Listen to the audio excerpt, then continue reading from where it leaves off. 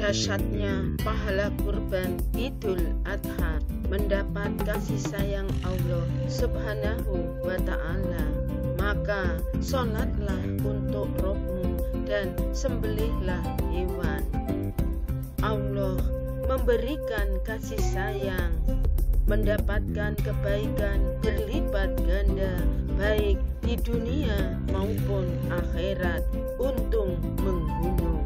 Kurban menjalankan perintah agama. Sebagian ulama ahli tafsir mengatakan yang dimaksud dengan menyembelih hewan adalah menyembelih hewan kurban setelah sholat Id. Dengan kurban, Allah Subhanahu wa Ta'ala mencintai kita.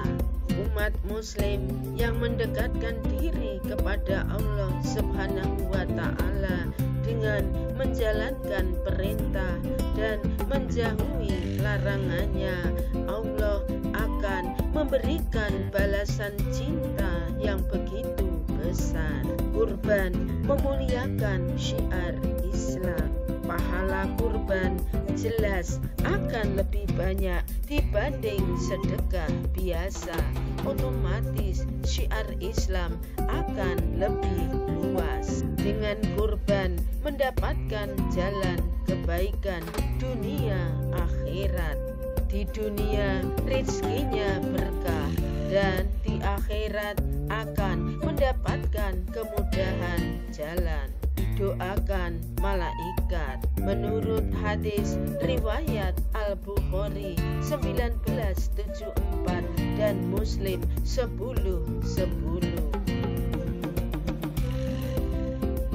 Di setiap pagi Allah Subhanahu wa Ta'ala akan memerintahkan 2 malaikat untuk berdoa, yang mana satu malaikat mendoakan agar umat yang berinfak akan diganti, dan satu malaikat lainnya mendoakan agar yang pelit serta menahan hartanya akan diberi kehancuran. Orang yang kurban akan diberi pahala sebagai wujud syukur. Orang kurban pasti mereka mampu melaksanakannya, menyadari rezeki datangnya dari Allah dan bersyukur tentunya.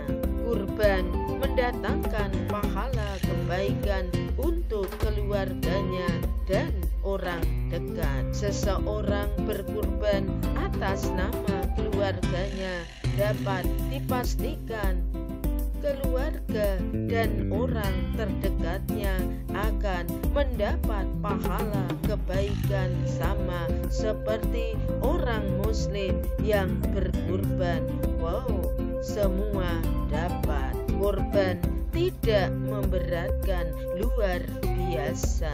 Ibadah ini tidak memberatkan karena jika belum mampu tidak dipaksa dan tidak dosa. Cara membayar patungan, si pemberi kurban tidak perlu beli 1 ekor sapi misalnya. Untuk kambing, Abu Ayyuhal Ansori menjelaskan bagaimana kurban yang dilaksanakan masa Rasulullah. Ia menjawab, seseorang berkurban dengan seekor kambing atas dirinya, ahli baitnya, keluarganya, HR Tirmizi. Sedangkan mazhab Syafi'i atas nama 1 orang. Pada hari kiamat nanti, hewan itu akan mendatangi orang yang menyembelihnya dalam keadaan utuh seperti di dunia. Setiap anggotanya tidak ada yang kurang sedikit pun, dan semuanya akan menjadi nilai pahala baginya. Abdul Al-Mubarak Furi.